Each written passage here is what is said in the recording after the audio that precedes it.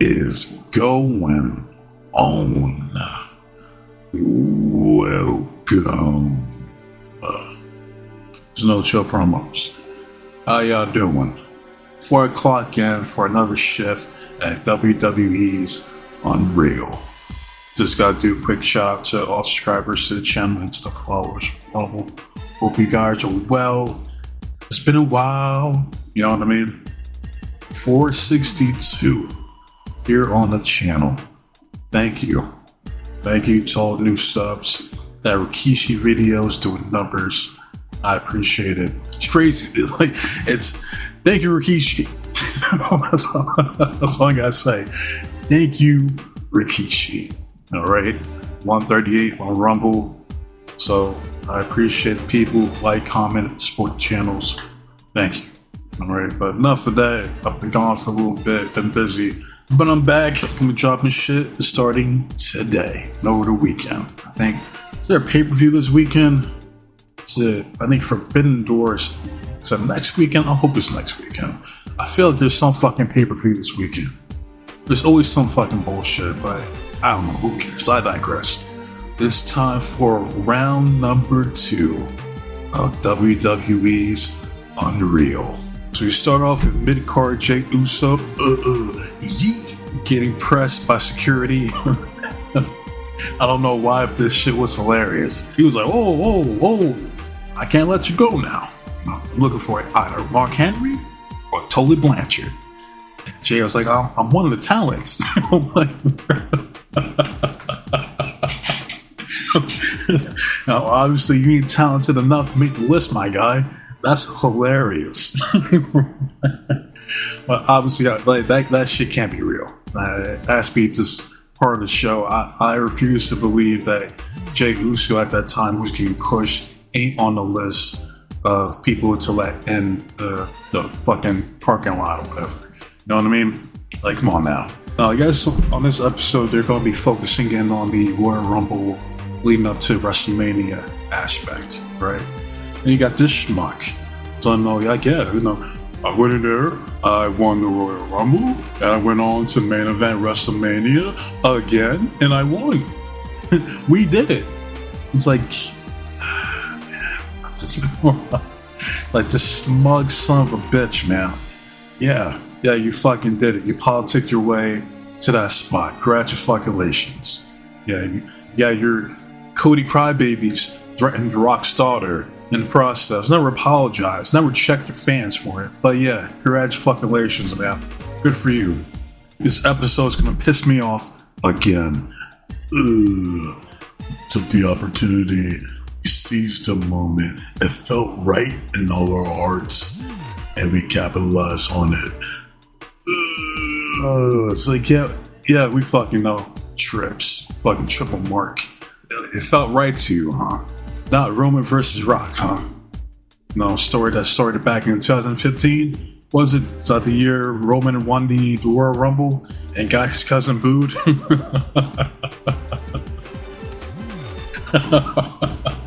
It's like, how the fuck you get the Rock booed? Especially at that time. That's hilarious. But nah, you didn't want to explore all the possibilities from that fucking potential feud. Nah. Or you didn't want to do Roman versus Rollins. You know what I mean? A story going back to what, 2013? The Shield days. Get an actual proper feud leading up to WrestleMania to where Rollins can actually get a main event under his belt. Not some bullshit main event, fucking night 1 garbage, goulash, slop. Nope, nah.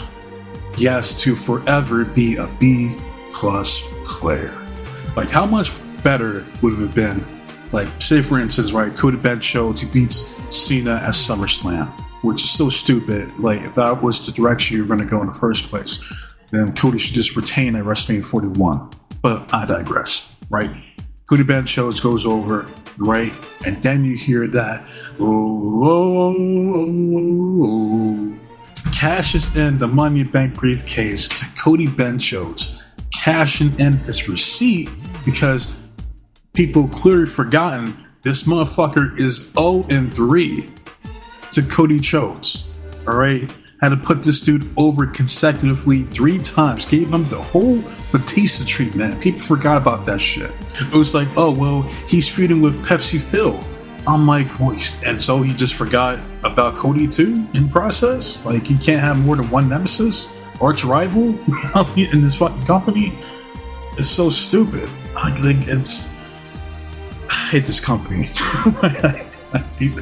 I hate this company, and I hate their fucking creative. He then takes another opportunity to talk about his pops. They make a dream that's the rose, baby. Son of a plumber. Let me tell you about some hot times, daddy. Now listen, I don't like to speak ill of the dead because they're dead. You understand? But I've heard some news recently about old Dusty Rhodes. For him being a racist, allegedly. Alright, this came from a brand new Brown Shoe interview I listened to a while back. Great interview, underrated wrestler. He said that old Dusty Rhodes, baby, was dropping M-bombs left and right backstage. I'm like, oh really? Good to know. Because Brad News Brown doesn't strike me as a bullshitter. He tells it like it is. Yeah, well, why the fuck would he lie about that? Or him referring to a black woman as this my sat-thigh daddy, which is a derogatory term used towards black women. Or the fact that he even stole his entire gimmick, the American Dream gimmick, from the black man. Rufus B. Jones, Special Delivery Jones, and a little bit of Thunderbolt Patterson. And I'm hearing all this shit, right? And I'm thinking to myself, glad I was never a Dusty Rhodes fan. That's for damn sure. Give a fuck about him or his polka dots. But now I got to deal with his offspring being a WWE champion, being the face of the company. Because I had to believe in this illusion, that this facade. Like, oh, I had to do it for my daddy because he never had to be WWE champion. He never was. That was never going to happen. Like, you think Vince Kennedy, McMahon, damn it, was going to put the belt on Dusty Rhodes when he had Hulk Hogan back then? Get the fuck out of here. You gotta be out of your mind. And I heard about this shit right here to where Triple H and Bruce Pritchard, they found the dude that owned Dusty Rhodes' Rolex. Alright, they got it back from him and gave it to Cody Rhodes. So I'm like, good for him, I guess, but do I care? No. They did go on to talk about the whole Kevin Owens and Cody Rhodes feud and all the viral moment of Kevin Owens attacking Cody Rhodes, like after the whatever fucking PLE it was. And I just remember people criticizing, like, well, it's just not televised. Like, that's fucking stupid. I don't care. I wasn't watching. I give 2 fucks, if they televise the shit or not. I wasn't watching. Right? And then they were talking about how the pile driver is still banned. It's taboo in the WWE. Unless you're one of these select few that gets blessed from the WWE, like Kevin Owens or Cody Jones, for instance. Then take a look at this Wonder Bread ass writing team right here.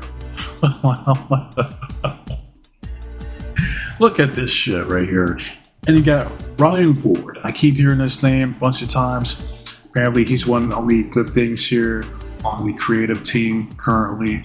So, you know what? I'll give Timu Hilo Brown a pass. For now. I'll come some slack.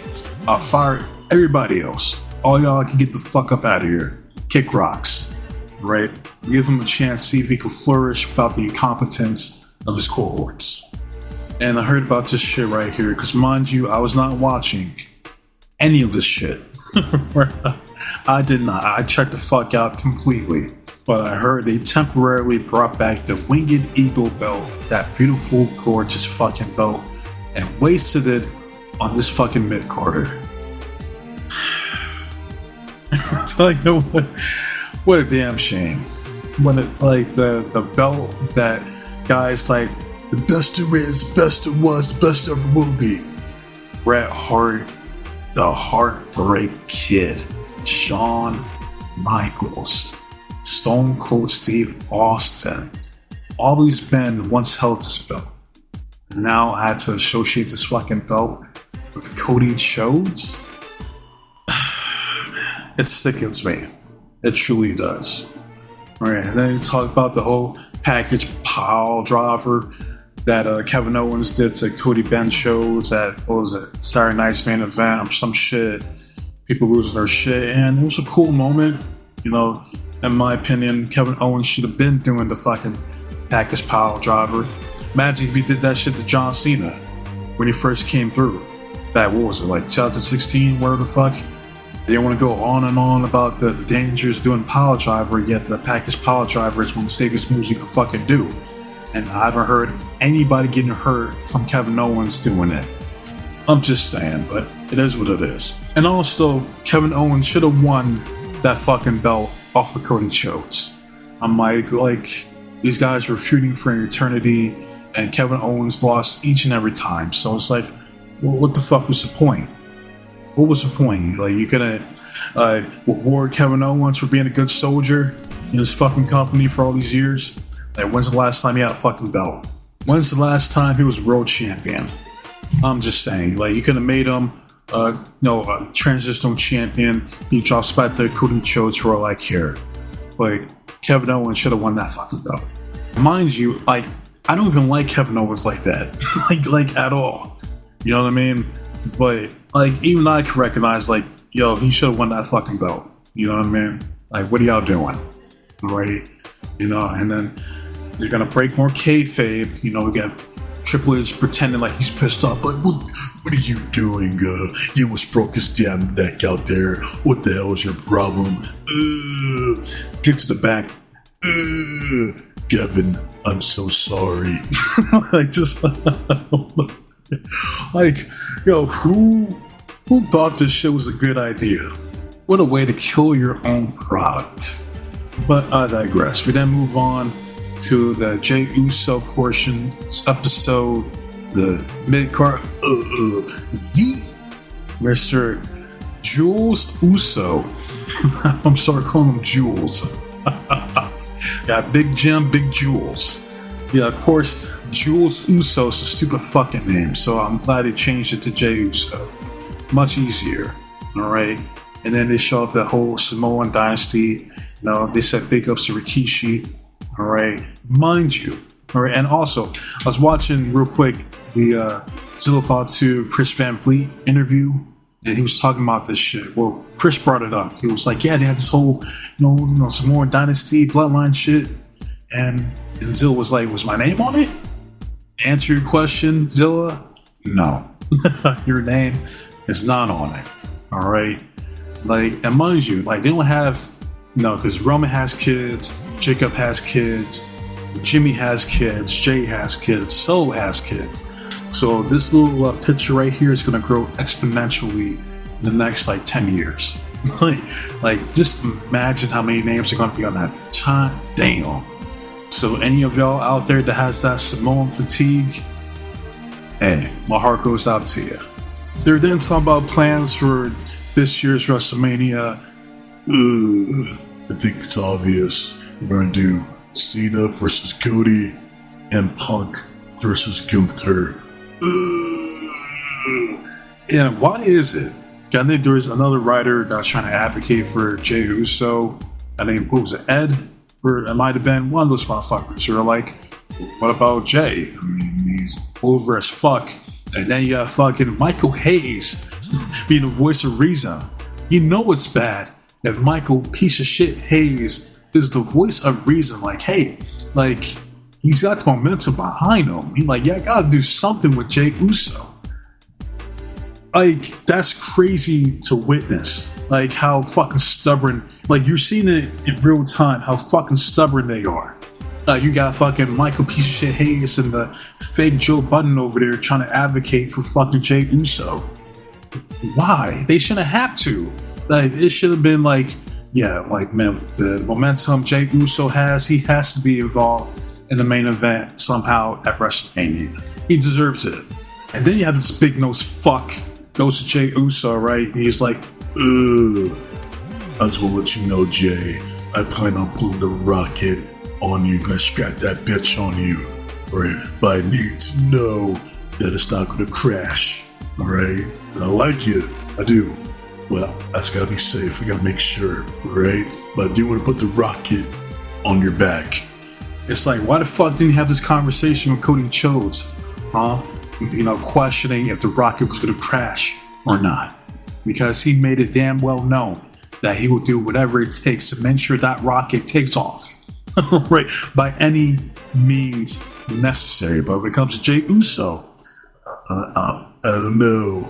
I don't know about Jey Uso or Jules Uso. No, like, yeah, you're going to be apprehensive when it comes to him, huh? Even though he's over as fuck with the crowd. And this fucking asshole said himself, you know, if you can invoke emotion and connect with the crowd, we'll give you a chance. Well, then practice what you preach and give the man a fucking chance. And to their credit, they did. Wasn't for long though. but that's a different story. But he did. He did strap that rocket to Jey Uso. They're then showing a little meet and greet with Cody Benchos and his diehard fans. And he was reading this letter for one of his fans. Obviously, he was like a kid, had to be like a 9-year-old or some shit, right? Because it's chippy scratch. And the kid was talking about how his family drove 13 hours from Kansas to meet this dude. I'm like, yo, that's insanity. Like, I haven't even driven 13 hours from my own family. Think I'm driving that for some fucking celebrity? I don't give a fuck if it was Viva La Raza, Simone, Eddie Guerrero. Oh yeah, the Macho Man, Randy Savage. Yeah. Or Scott Hall. Hey yo, one more for the good guys. Ain't no fucking way I'm driving 13 hours for anybody. Not a soul. I promise you that. So, hey, God bless him. that's some dedication for sure. Couldn't be me. Could not be me. They're showing backstage footage of Patsy Phil's injury where he tore his tricep, I believe, at the Royal Rumble. So, which was unfortunate, shitty. But as we all know, he got through it and came back. Then had Kevin Owens, he's the one leaking, sitting down bleeding, apologizing to Cody Chodes. He's like, dude, he's like, man, he's like, that's not how I wanted the spot to go, you know, like, you're not hurt, are you? I'm like, what? Obviously not. What? I'm just I'm thinking to myself, I'm like, why are you apologizing to him? Like, he's clearly fine. He has fucking the fake Rob from Robin Big back there carrying his shit. I'm like, why the fuck is he carrying his shit for? Can't carry his own shit? It's like I think about, oh, he the Macho Man, Randy Savage. Yep. No man carries my bags. See, he has his little duffel bags that he carries all his shit in. You know what I mean? Like, I don't see him, never heard about him having fucking people carry his own shit. He carried his shit. That's what you're supposed to do. You're a grown fucking man. Carry your own shit, dude. Then we get to the Royal Rumble for this year. They're showing footage of how Carmelo Hayes takes out Tozawa, and Tozawa big ups to him selling his ass off. This dude looked all types of discombobulated, dazed and confused. Carmelo Hayes then passed to Speed. He was like, hey, stay ready, Speed. And Speed was like, the fuck? Alright, Adam Pearce is like, hey, Tozawa, he can't compete. Alright, what are we gonna do? Triple H goes up to Speed like, hey, Speed, you're up. You need to go. Go right now. Speed was thinking, I'm not ready.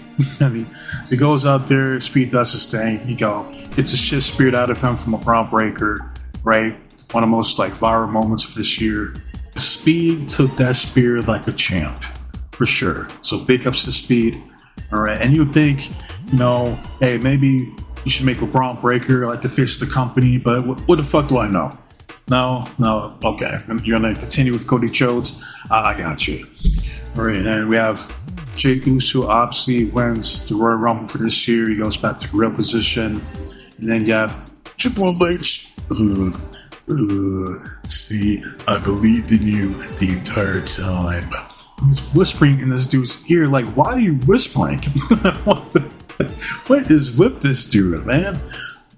Like, just know you wouldn't be in this position if it wasn't for me. Don't ever forget. That's really what he was telling him. I'm just saying, like, don't let the cameras and the editing fool you. That's what he was really telling Jey Uso. Like, be thankful you're in this position because of me and me alone. And that's pretty much it for this episode for round 2 of WWE's Unreal. Didn't piss me off as much as the first episode, as it took me longer because all the bullshit, all the propaganda that was being spewed in that first episode, man. So I had to break it down and call out the bullshit. This episode didn't really piss me off so much, but it still showed the incompetence of the WWE. Like, Jey, who was over, he was the number 1 babyface at that time, no question. And yet they still didn't want to push him. It had to take people like Michael piece of shit Hayes advocating for Jey Uso because even he, this old ass, can see the obvious. This dude's over. Push him. Like, you can't make this shit up, man. Just incompetence. That's really what this episode was about. Just absolute incompetence from the writing team. Well, yeah, that's pretty much all I gotta say about this bullshit, man. So I want to hear from you guys. How do you guys feel about this episode 2 of WWE's Unreal, right? And don't worry, because like I gotta be in the mood to watch this bullshit. That's why it takes a little bit between like each episode, because like I had to tolerate this bullshit. You know what I mean? All right, like I had to muster up the energy to watch this propaganda. All right, so. I don't know when episode 3 will drop, probably sometime next week. Alright, I still got a show I gotta do. I got fucking NWA marathon still going. Got a SummerSlam video I wanna do, and I got the Karrion Kross video that I wanna do. So, but I'm wasting up for you guys this time. So with that said, be safe, be blessed, take care of yourself, protect you and yours, loved ones, stay warm, stay dry, stay frosty. Most importantly, trust that God to be with you. I'm out of here. Until next time, adios.